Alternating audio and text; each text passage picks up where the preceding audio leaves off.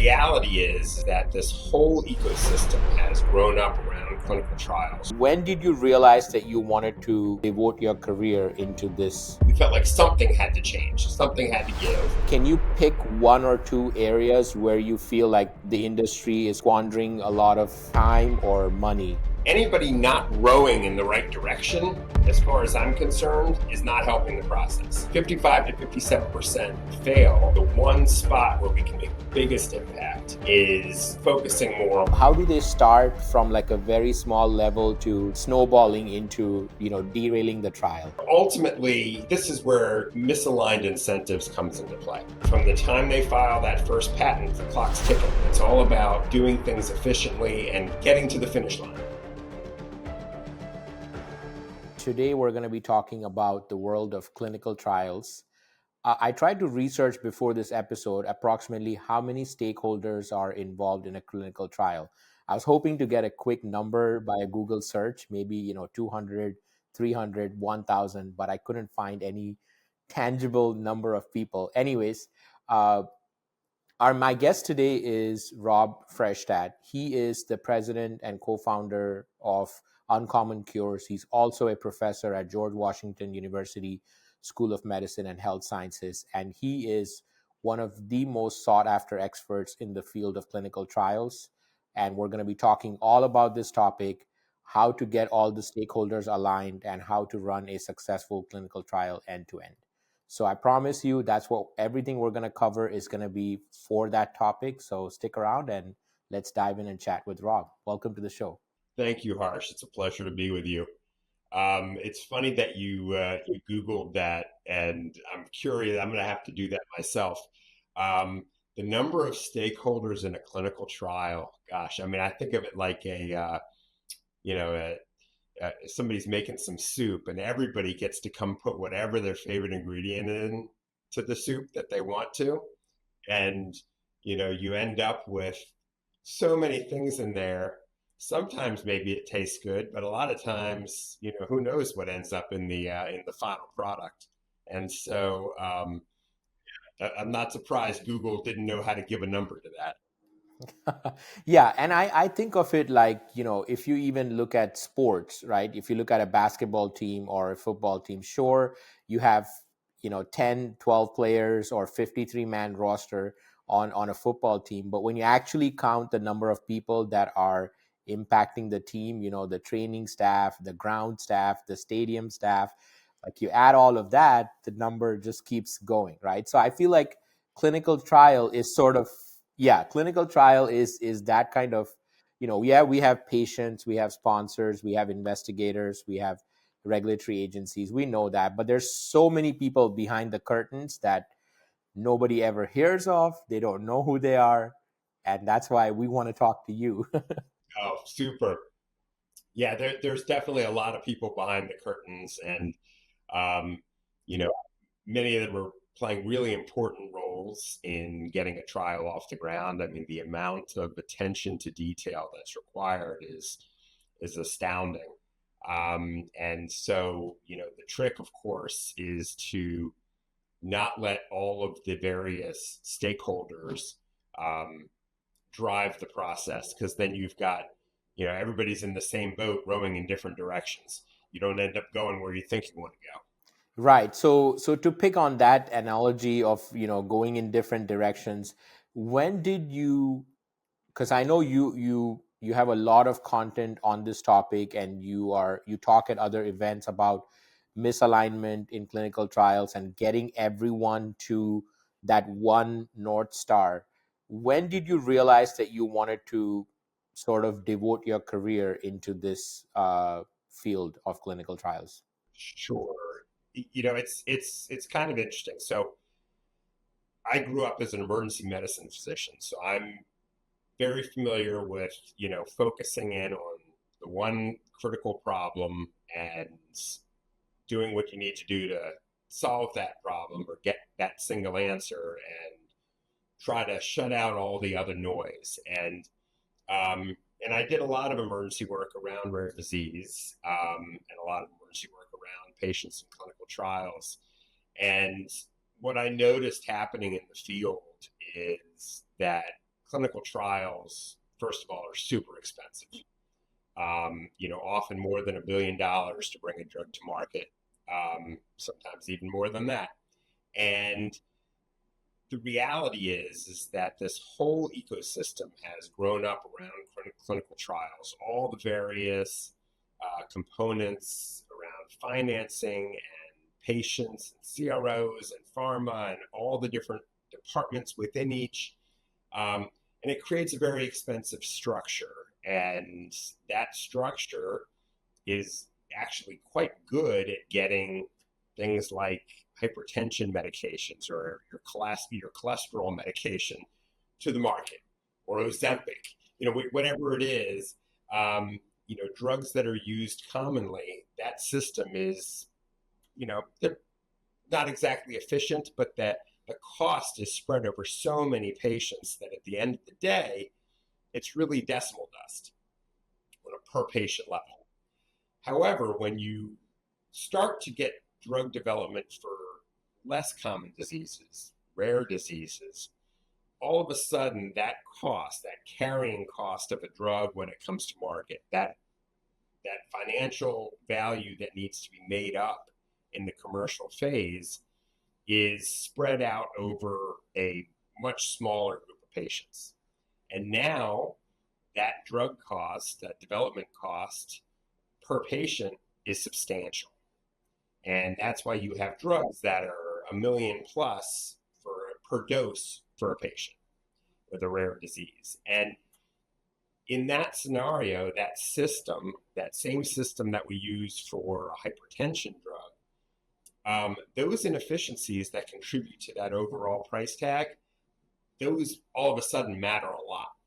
And so when we talk about inefficiencies, going back to that boat analogy, anybody not rowing in the right direction, as far as I'm concerned, is not helping the process, right? Their incentives may be different than what the rest of us are looking at, which is this drug safe? Is it effective?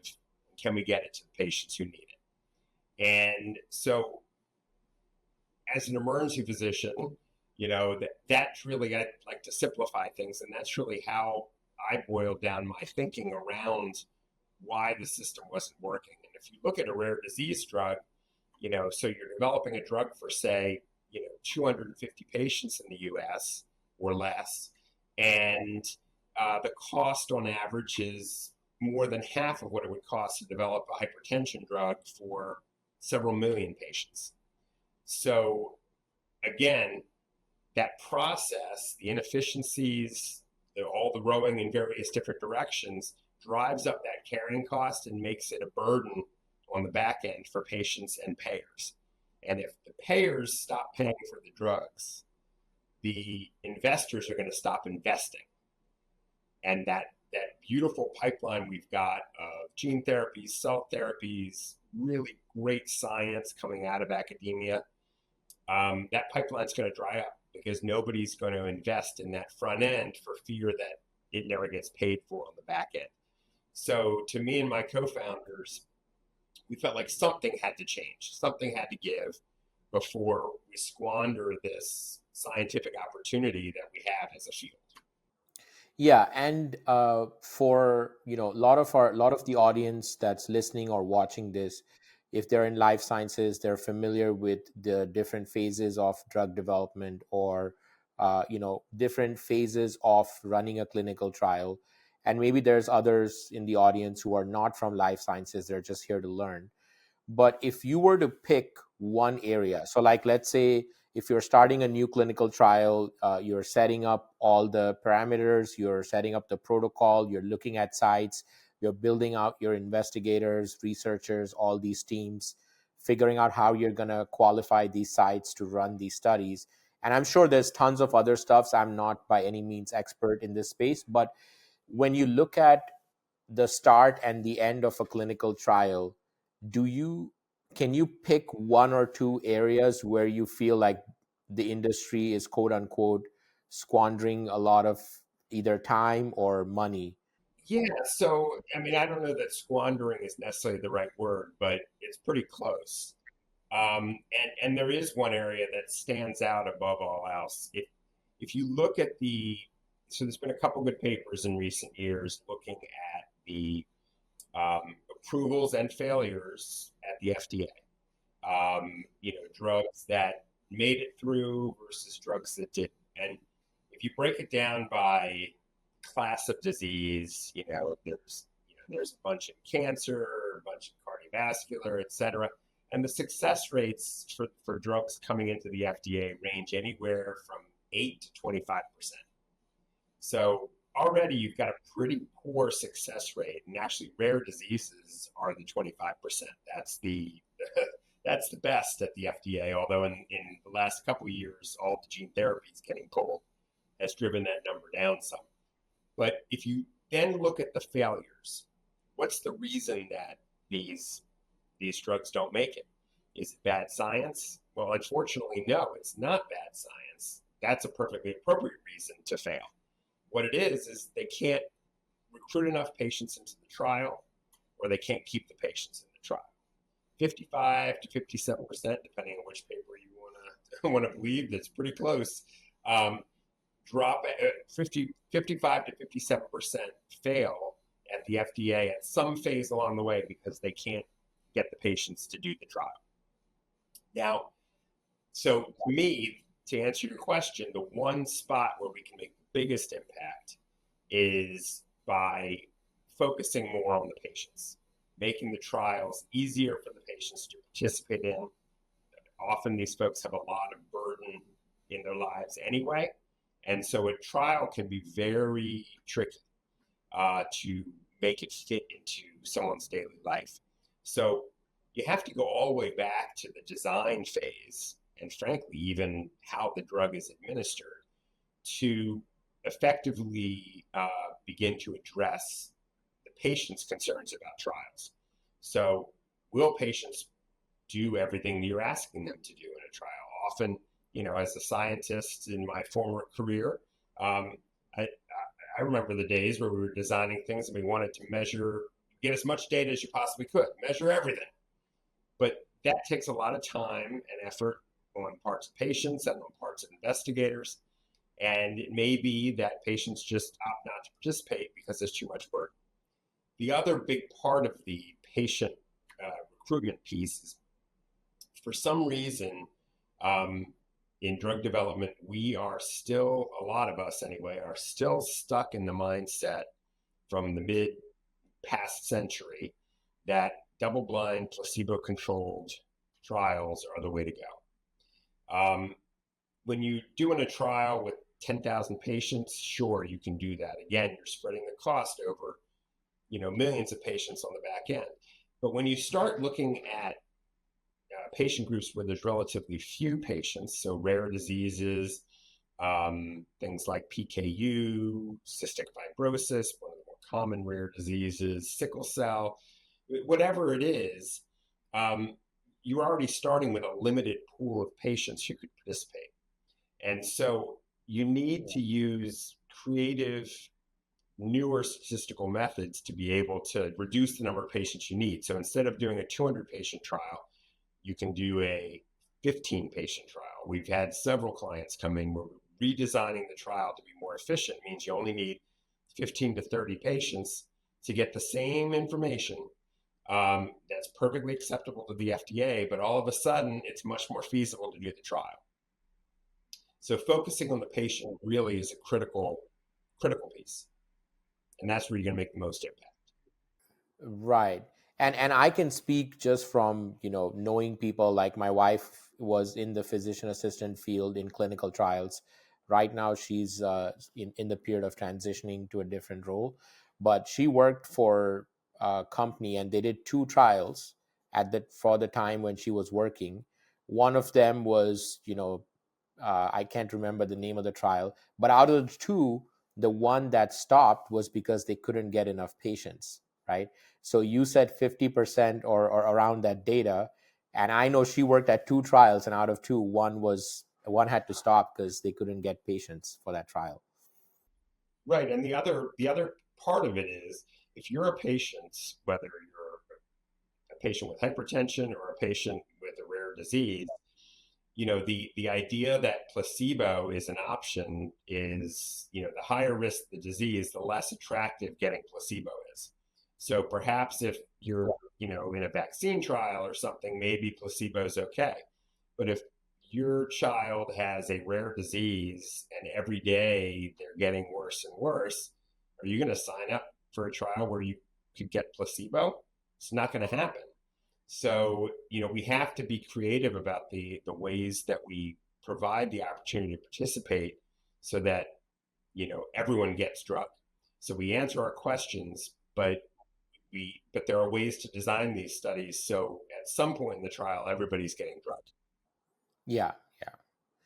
I mean, this might sound like a philosophical or very loaded question, right? But it is obvious that as an industry, everybody that's involved in the trial is shooting for safe and effective medication for that end user or patient. Then what are the difference in priorities for researchers, regulators, people involved in the trial, and how do they start from like a very small level to snowballing into derailing the trial? Can you walk us through an example? Of course. So it is a very philosophical question, so I'm going to answer it very philosophically. So look, ultimately, this is where misaligned incentives comes into play. So these are humans designing, conducting, participating in these trials, and they're going to first and foremost act like humans. And so a lot of the mid-level and lower down folks at various trial infrastructures, um, they know that if they do exactly what they've always done at their company or whatever, then their job is safe, because if it doesn't work, it's not their fault. So the risk aversion in trials, we want to avoid risk as much as possible, but a trial is a trial and it's inherently risky. And so when you've got folks who are incentivized in other ways, a good example, not to throw the financial folks under the bus because I love the financial folks, but I deal with pharma companies all the time where when they're in their contract negotiations and figuring out the pricing, the financial folks are paid bonuses based on how much they negotiate down the CRO. And, while cost savings are important, we want to be efficient. Um, you know, they may be because they're not scientists. They may be skimping on things that actually really matter. And so, in addition, it adds complexity and time to the process. And, let's face it, time is perhaps the most important factor in a lot of these trials for just about everybody. The patients, if they have a degenerative or progressive disease, time is really important, right? The sooner there's a drug available, the better it is for them. Effective, safe drug. For the pharma company, the sponsor, they, from the time they file that first patent, the clock's ticking, and their ability to get to recoup their R&D expenses becomes more and more limited. Even in rare disease cases where that patent window is extended, typically the trials for rare disease take just as long. It eats up that additional window. And regulators, they they want to see good, safe drugs come through, and they want to see it happen quickly. But so getting to the finish line with good data, so that the regulators can make good decisions on approval or not. It's all about time. It's all about doing things efficiently and getting to the finish line. And in many cases, back to the philosophical answer, in many cases, the different components aren't efficiently moving the ball down the field. Yeah. I want to switch gears and talk about uncommon cures. Uh, I I'm not, when I was reading about the company, I was like, is this a CRO? Is this a, consulting company? Is this a trial program? So, can you just expand a little bit about what your team does and what's the mission of Uncommon Cures? Yeah. So, I mean, the answer to your questions are all yes. So, really, what we are, I mean, the simplest way to do this is to explain where we started. So, there were four of us who knew that, especially in rare disease, clinical trials were a major problem, and like I mentioned before, that investment was already starting to dry up on the front end. People were getting much more cautious. Um, Even though the science was more promising than it's ever been in our history. And so what we decided is the system had to change.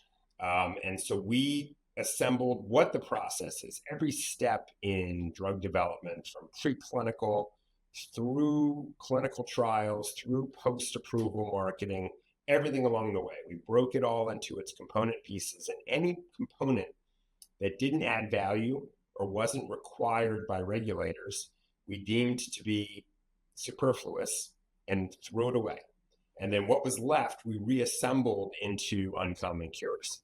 And essentially, we are a very streamlined clinical research program. Our ideal is to work with companies. We always joke, two guys and a drug.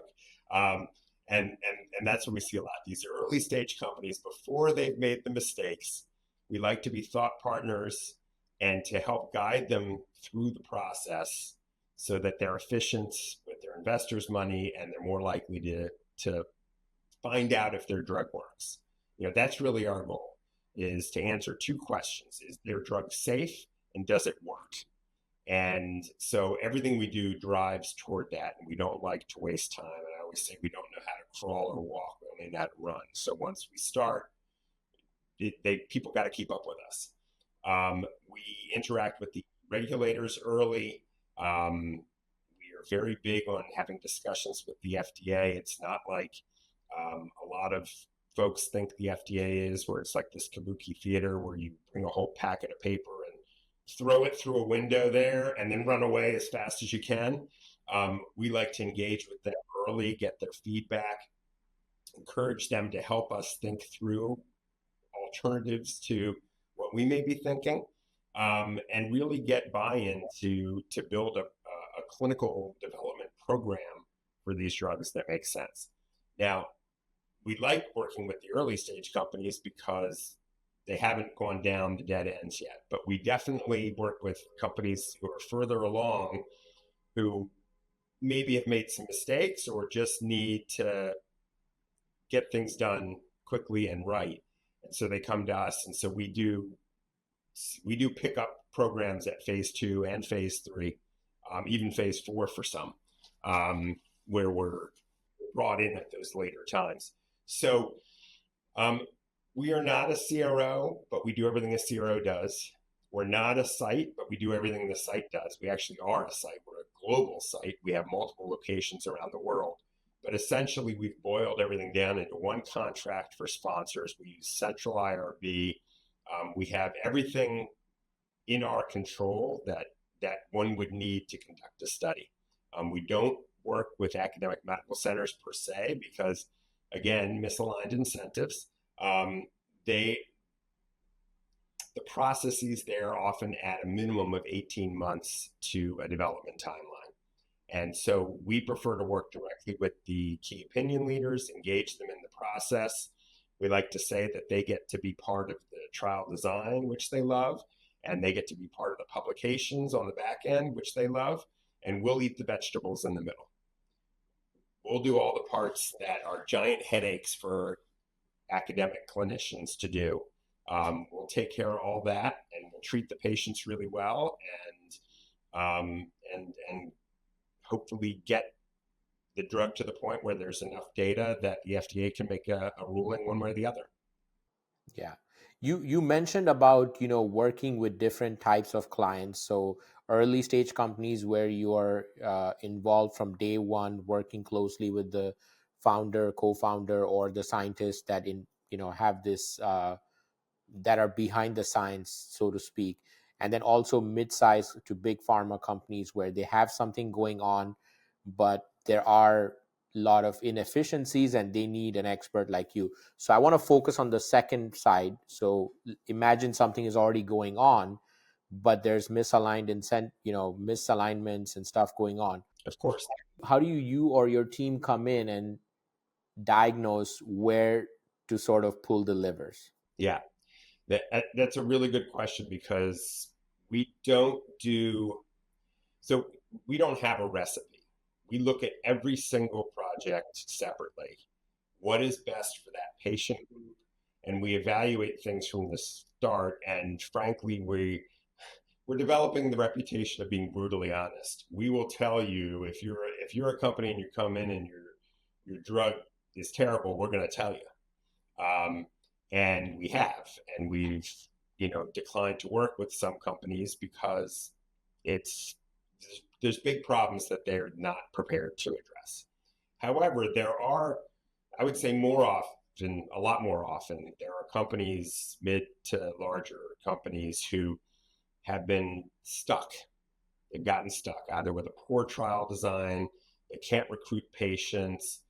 Sometimes it's that the patients aren't available because they've got too many exclusion criteria. We see that all the time. You can't be too perfect with a rare disease, for example. Or they've got the wrong indication. For some reason, companies, especially, they all want to study the same diseases. There's something like 13,000 and growing rare diseases, lots of choices, but everybody always wants to study the same ones. So sometimes it's a matter of doing a deep dive on what they've done to date to see if the road they're on goes anywhere. It may not.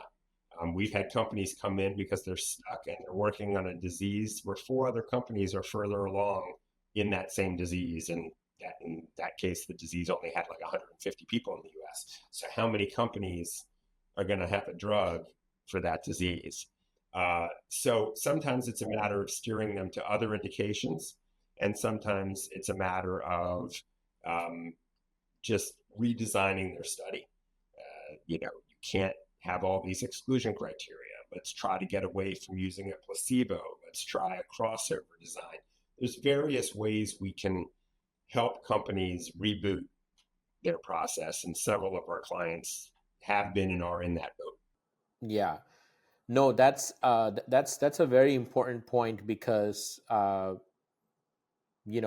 it sounds like from what you explained is that you would understand all the different stakeholders and all the different steps in that clinical trial, what was already accomplished and what the company or the team is trying to accomplish before you come up and say, hey, this is what you need to fix, right? Because it on a surface level, the steps are the same in every clinical trial, but when you go deep into the trenches, they're all very different. At least that's how I read it by talking to others in this space. You're absolutely right. And um, it doesn't do any good to just apply a sort of general approach to a trial and expect it to work. Every patient group is different. Their burden level is different. Um, their geography is different. We've got diseases that occur in some parts of the world and not others. And maybe you're just looking in the wrong place. But having fresh eyes, I find, is very helpful. And having, us coming in, we completely respect the people who have worked on the project to date, and respect their expertise. But sometimes just having some fresh eyes, maybe they're an expert in a slightly different area of life sciences, and their expertise doesn't totally translate. They just don't know the disease. They don't have the experience in the disease that they're working in. We've seen cases where people who've been very successful in common disease clinical trials have moved over to less common disease clinical trials and struggled because the same principle. It's just a completely different animal. And so when we get pulled in, we like to respect what's been done, but look at everything just very honestly and with open eyes. Right now, I think one of the big buzzwords in the industry is artificial intelligence, generative AI, machine learning. No matter which area of pharma you go to, everyone's talking about it. What is going on in the clinical trials world? Are you in the kind of the trials that you're involved in, are you seeing uh, like every other company adopting AI, or are you seeing companies trying to dabble but not going all in? What are you seeing? So it's kind of funny because for the last several years, anything that had AI in the name was getting money thrown at it. So, so there's a lot of AI in clinical development. However, I would say most of it's not actual AI. There are some areas where we're seeing AI actually provide value. Um, there certainly is value on the um, molecule design side, on designing, some of the gene therapies that are coming out that we're seeing, some of the newer technologies that are uh, the next generation. AI has played a role in cancer as a field is typically ahead of others. Just so much more investment there. So there certainly is some on that end. We're also seeing it come into play around real world data, where I mentioned phase four, that post approval marketing phase, especially for the cell and gene therapies, where the post approval marketing period is often 10 to 15 years. In the current system of collecting medical records and calling up patients and doing visits and labs and things like that, it's extremely cumbersome.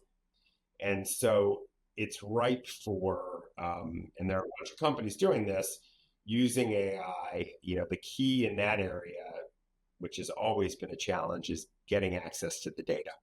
But I do think that we're going to see significant advances there. And it's especially important in this day and age because what we're going to see as the regulatory process evolves, the safety trials will happen as they always have. But the efficacy trials for some of these rarer diseases will move into more of a real world setting, where maybe you're using historical controls, or you're doing the trial in the real world and measuring efficacy in the real world. And so collection of data in the real world is different than it is in the classic clinical trial. Maybe you're using smartwatches or rings. Other digital technology becomes possible. And so, I definitely see AI emerging in that space as well. As far as the nuts and bolts, bread and butter of clinical trials, we're seeing less of it there. I think it's more of a tool in terms of document management and some of the other sort of mundane tasks that AI can do better than we can as humans. Right. And it's only right, given that we've talked for 30 plus minutes about spotting misalignments in clinical trials and getting all the different stakeholder priorities into onto one track. It's only right that I ask this question just because I'm curious. Do you think AI, if it had access to this real time data capture and data sharing, have you seen AI spot these misalignments before they happen, or do you think it has the potential to do that? So, I mean, honestly, I thought you were going a little bit different with that question, but the AI spotting the misalignments, I think right now we're at the point where the things that most impact the process are fairly obvious, to someone who doesn't have, isn't in the mix of everything. Someone who's sort of looking from the outside, they can see, hey, that's slowing us down. We don't need that. We do need more of this. Ultimately, I could totally see AI, replacing a lot of the processes, streamlining other processes, and frankly facilitating patient interaction in a way that is um, more amenable to the patient. As there are things they can do with their phone instead of having a video appointment, things like that. Measuring, physical exams by video, measuring muscular function, for example. You could envision where, AI gate tracking and things like that could be quite useful. So I do think that it's going to continue to infiltrate all parts of the clinical trial process. Um, where I see it most proximate to where we are right now is in that patient interaction phase and in the drug design phase. That that's really real life. The rest is sort of a little science fictiony, but we're not that far. Yeah, yeah.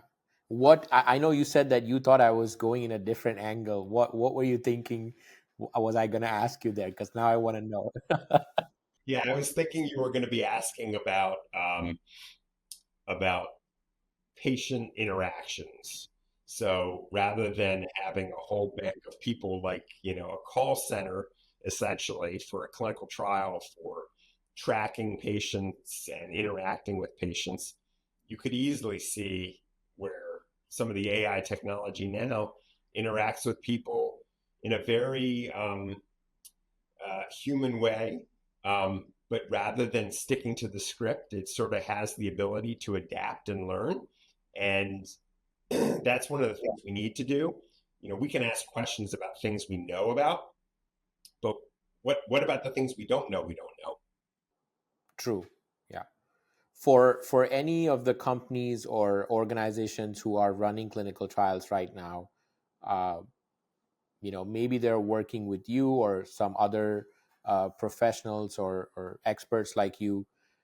Can you share what are some of the metrics that they can track so that they can ensure that their trial is running smoothly? Or maybe the metric gives them an insight like, wait, hold on, something is not right. Let's figure this out. Yeah, so I think the best way to answer that is to sort of give you some examples of areas where we see they're unforced errors. So our unofficial motto is don't do stupid stuff. And sadly, we see stupid stuff happen all the time. Um, One of the biggest things that comes up is a lack of a manufacturing plan. If you don't have drug, there's no study. So companies sometimes will think about manufacturing after everything else, and either due to COVID or various factory shutdowns, we're seeing a lot of companies have a hard time finding someone to manufacture their drug. And when they do find somebody, it's going to take a very long time. And so, especially for an early stage company that doesn't have a long runway, an extra 12 to 18 months for manufacturing, especially for a biologic, um, that can kill a company. Um, doesn't matter how good the science is, you can't if you're wasting runway, wasting an extra 12 to 18 months, not to mention that that's patent time, it'll kill the company.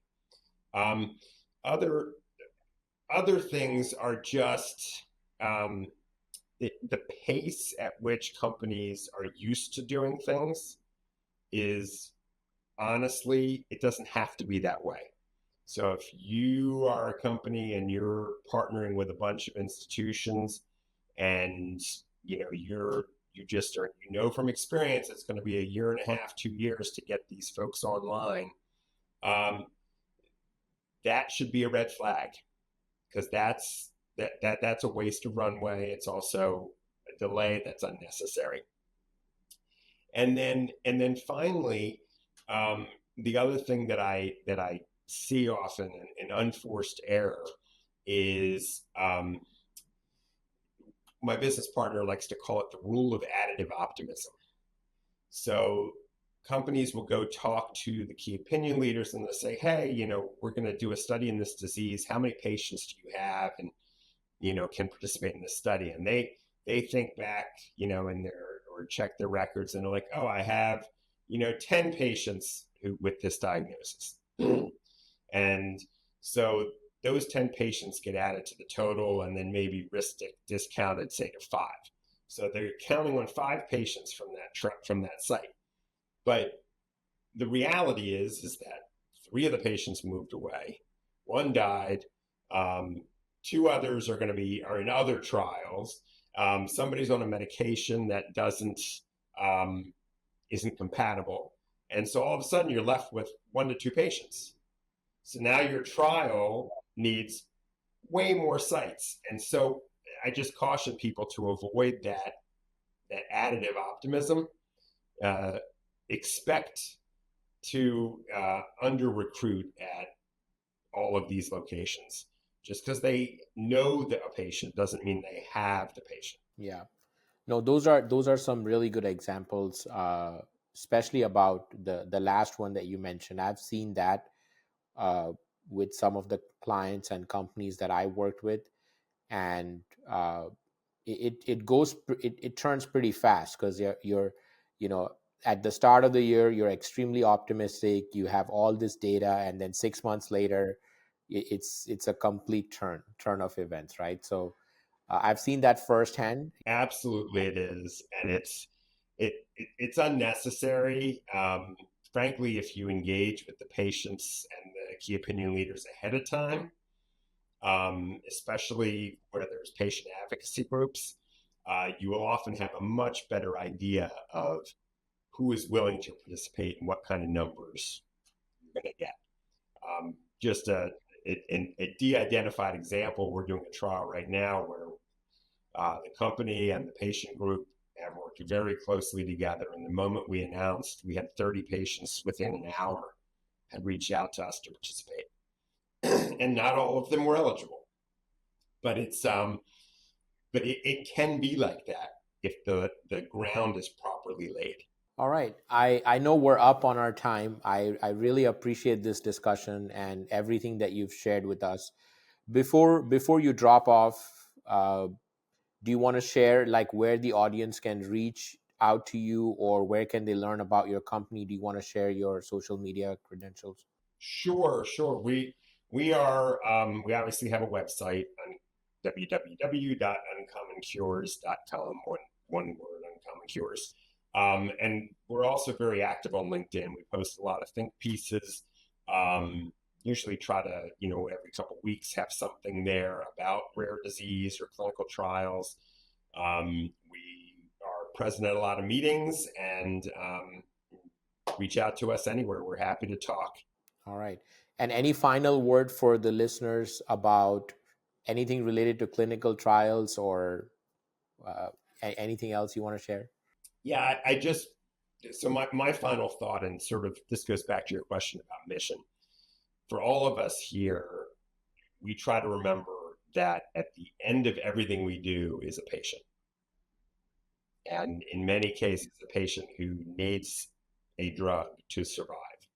And as long as we keep that front and center, there's really no one along the process who wakes up in the morning and says, I'm going to keep patients from getting this drug that they need. Nobody's saying that. What we want to do is just keep those patients at the front of what we do, remembering that every decision we make has some effect on downstream on the drug development, the drug timeline. And so we try to always remember that, and I encourage others to as well.